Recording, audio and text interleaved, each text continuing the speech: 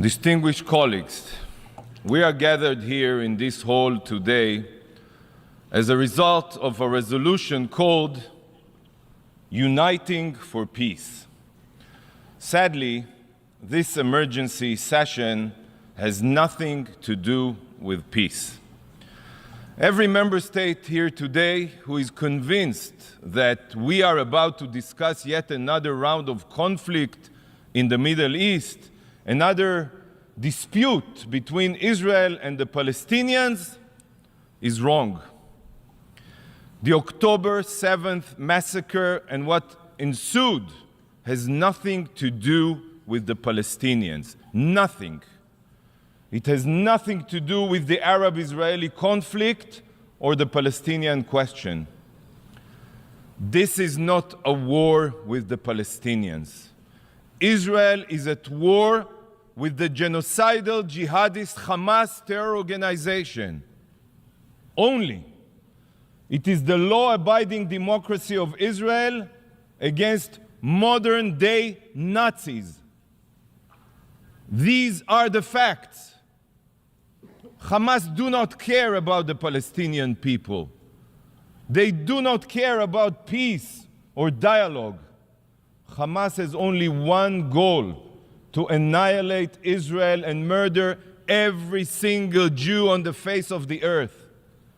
Their original charter makes this very clear. I'll read you a few lines. Israel will exist and will continue to exist until Islam will obliterate it. Another quote: there is no solution for the Palestinian problem except by jihad.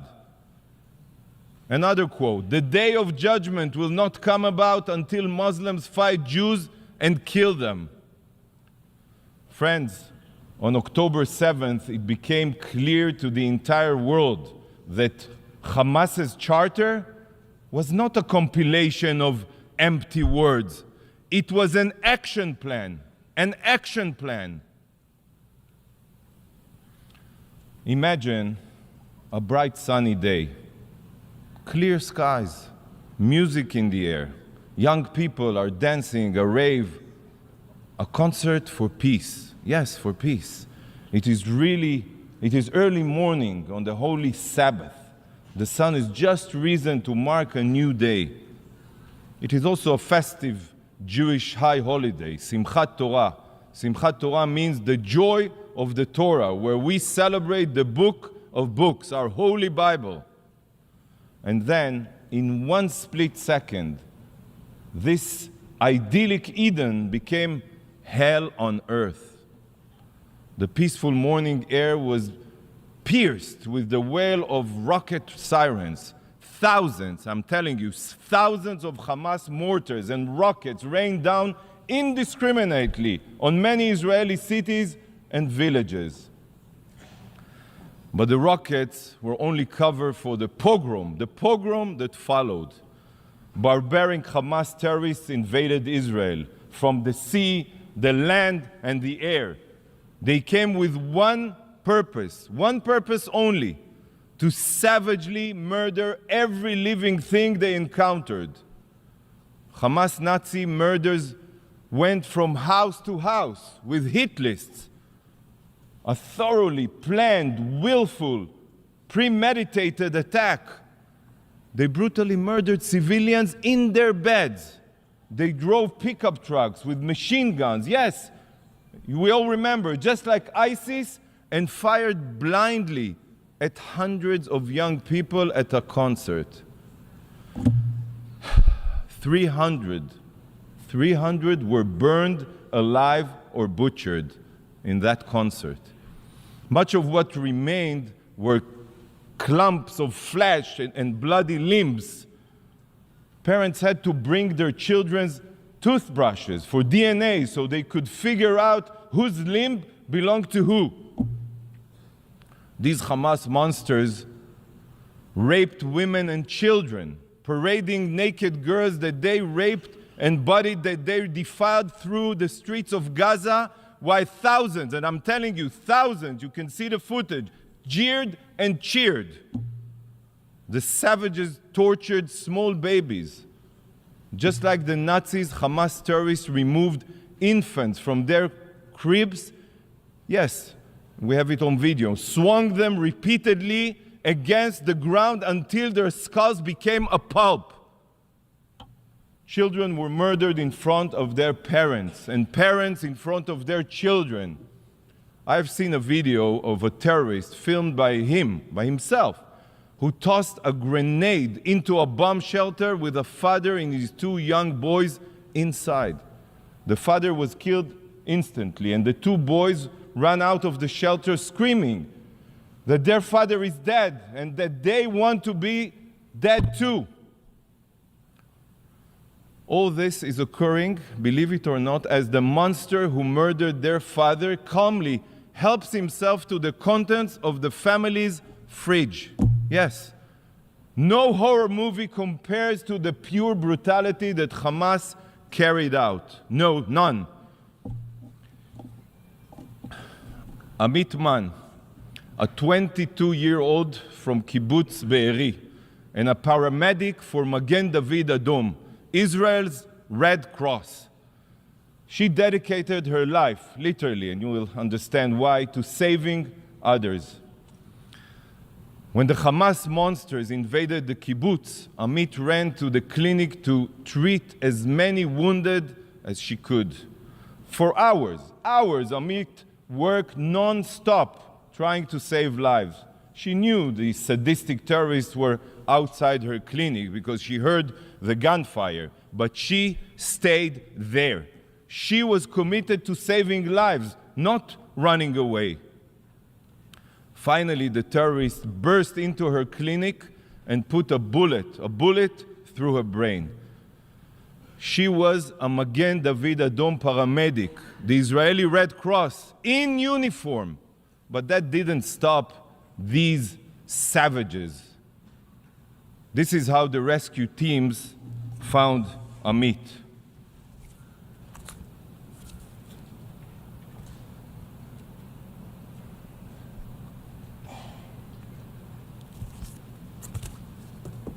Ambulances were set on fire.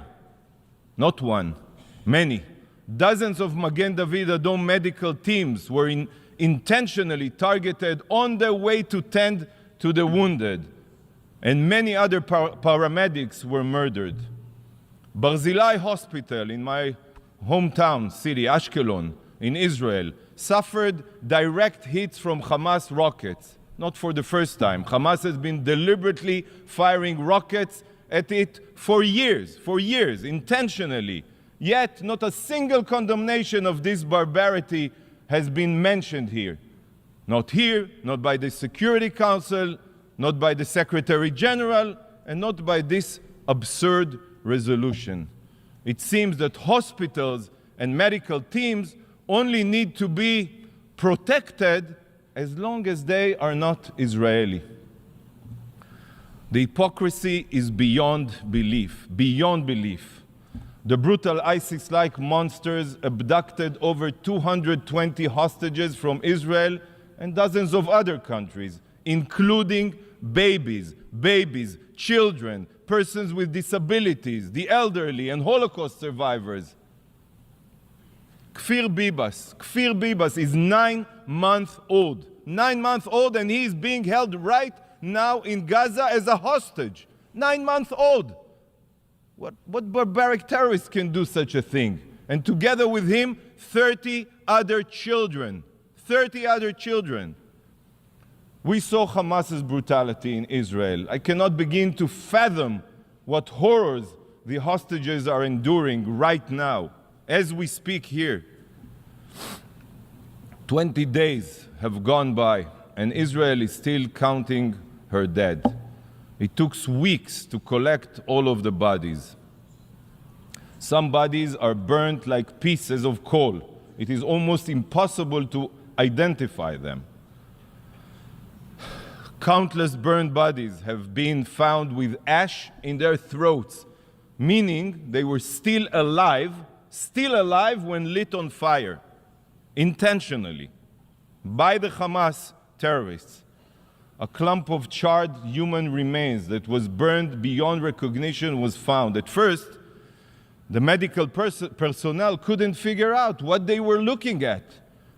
Yet, after a CT scan, it became clear that they were two spines, not one, two spines bound together with wire.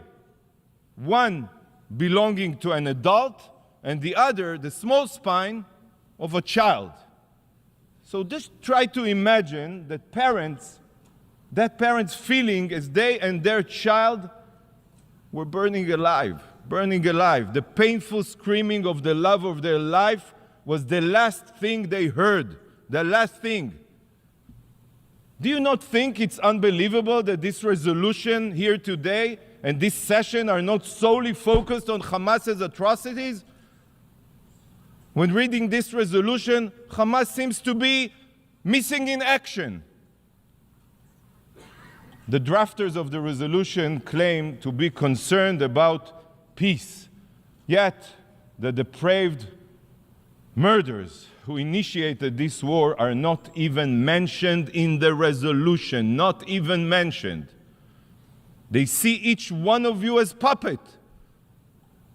They write a resolution completely devoid of any content related to the situation. They assume that you have already forgotten who it is that is responsible for the inhumane violence, and they just expect you to support it automatically. This resolution is a disgrace to your intelligence, a disgrace. It is unfathomable that such a resolution, one that doesn't even mention Hamas, could possibly be voted upon here. Let that sink in, please. Distinguished representatives, Hamas carried out atrocities, the likes of which we have not seen since the Holocaust. Yet, unlike the Holocaust, where the evidence we have is mostly black and white photographs and soundless footage, here the proof is in high definition. Because some of it is from, yes, security footage, but much of it is from the cell phones and GoPro cameras belonging to the Hamas Nazis themselves. Many may be asking, why did they film their sadistic violence? Well, I'll tell you why. Very simple.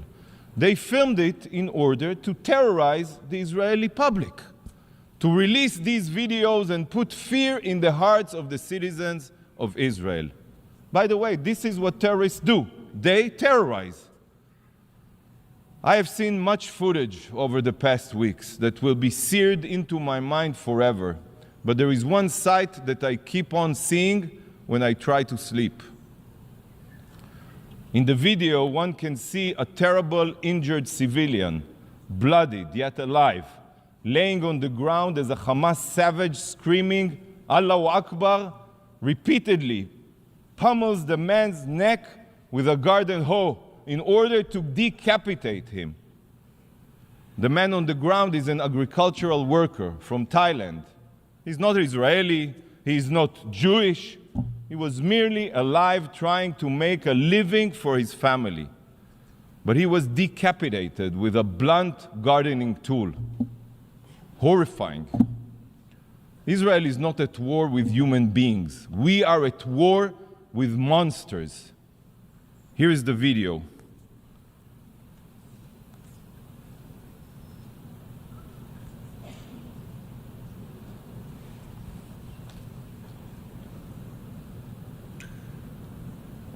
بس هات سكينة هات سكينة هات سكينة هات سكينة هات أنا بالله عليك بالله عليك والله غير بجد على راسه أنا بالله عليك الله أكبر هات أنا الثاني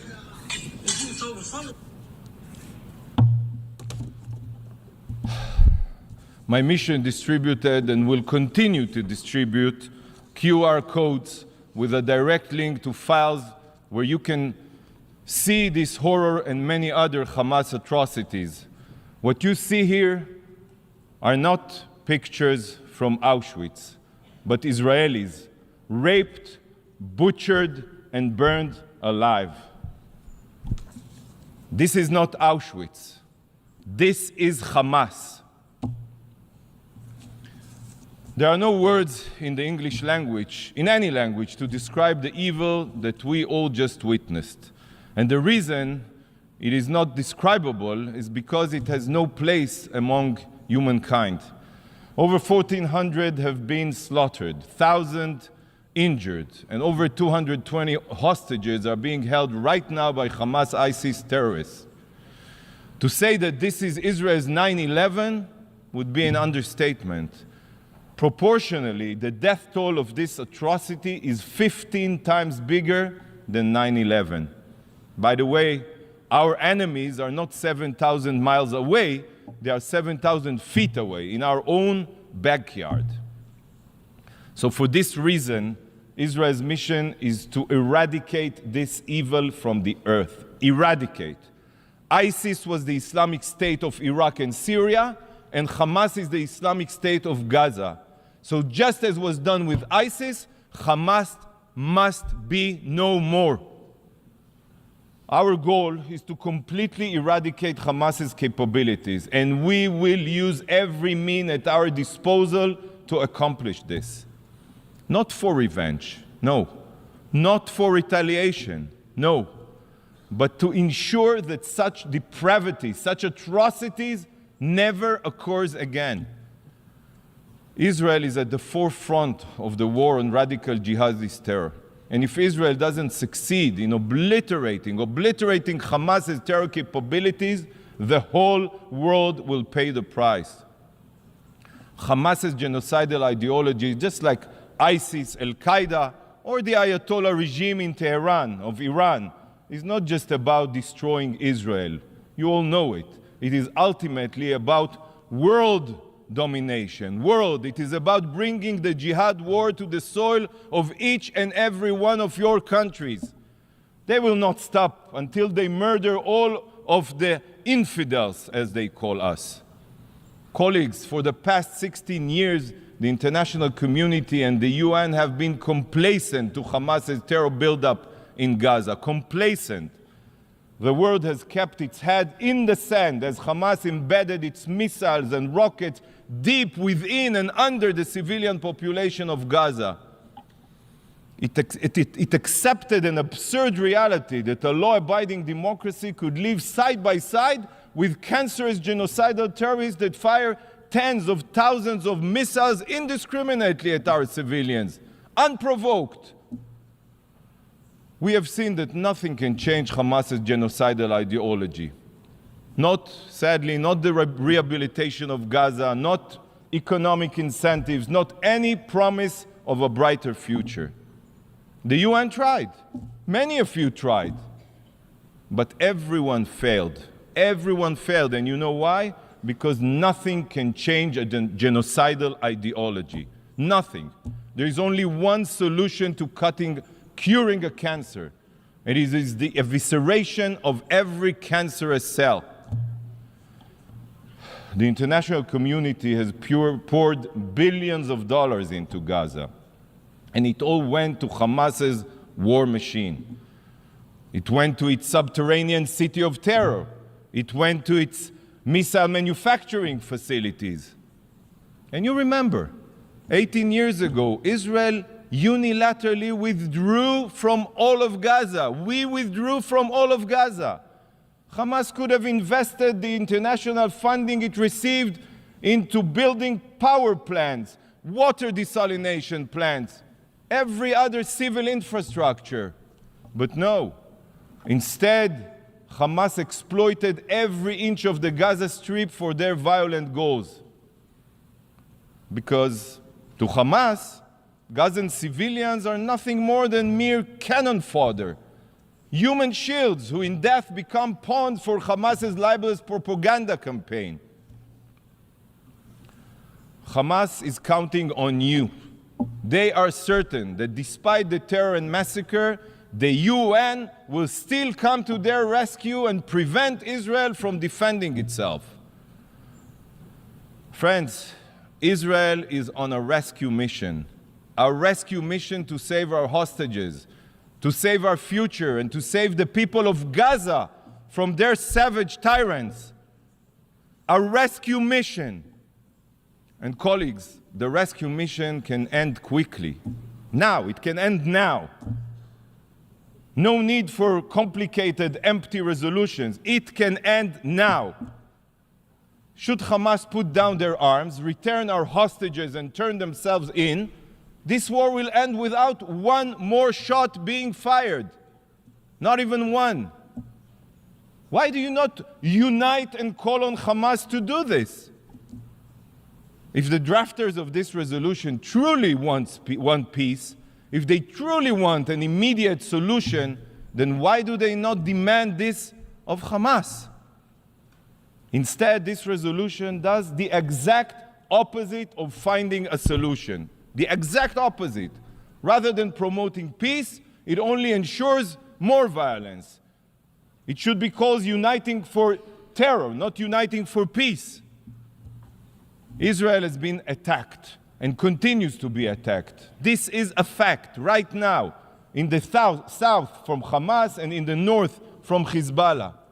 Meanwhile, the resolution calls for an immediate ceasefire. A ceasefire means giving Hamas time to rearm itself so they can massacre us again.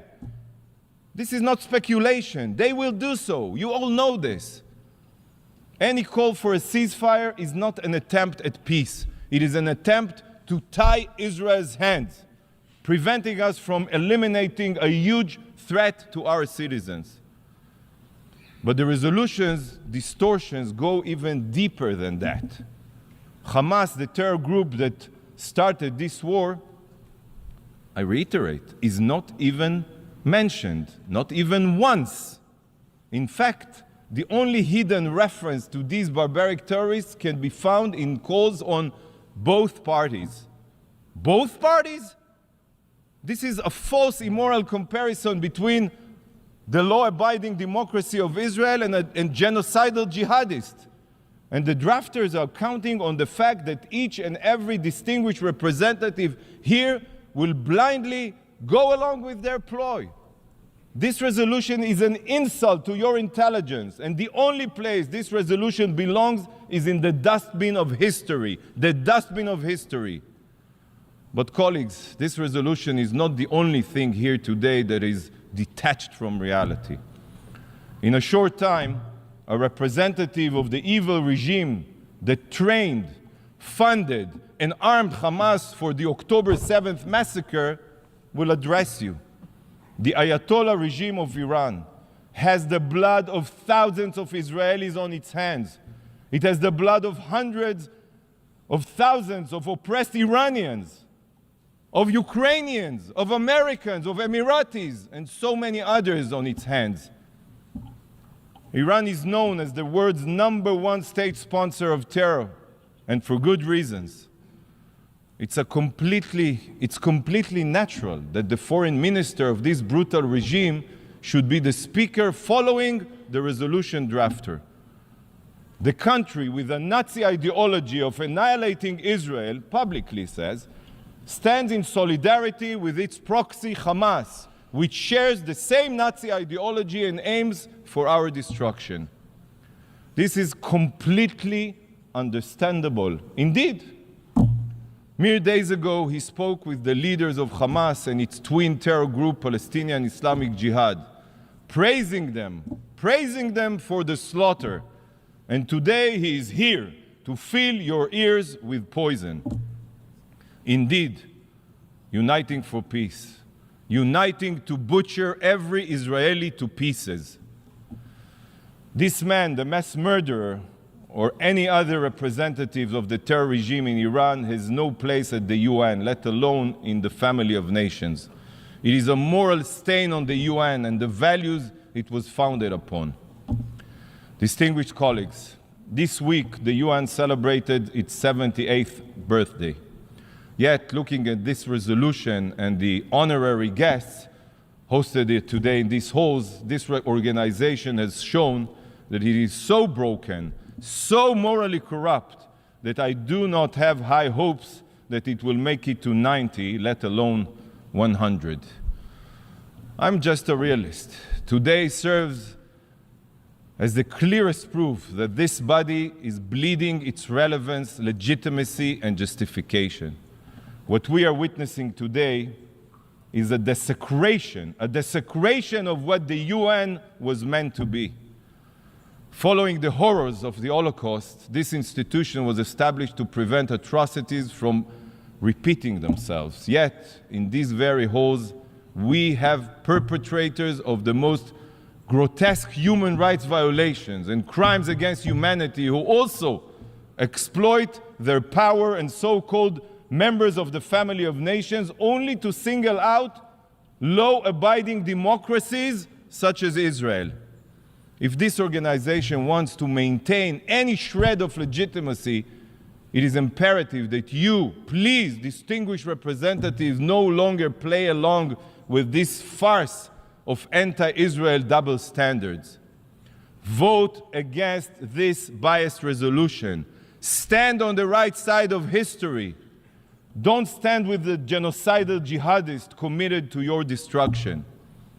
Rise above internal political considerations and do what is moral and right. Mr. President, Israel will not stop fighting for the truth, even if we remain the sole voice of reason in these halls. Israel will continue combating the genocidal terrorists committed to our destruction.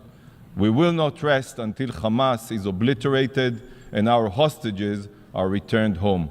And we will bring them home. I will conclude with a moment of silence for all the victims of Hamas's atrocity.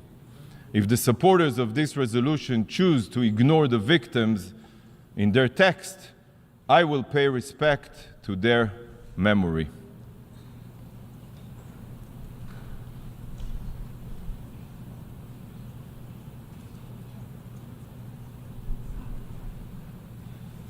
Thank you, Mr. President.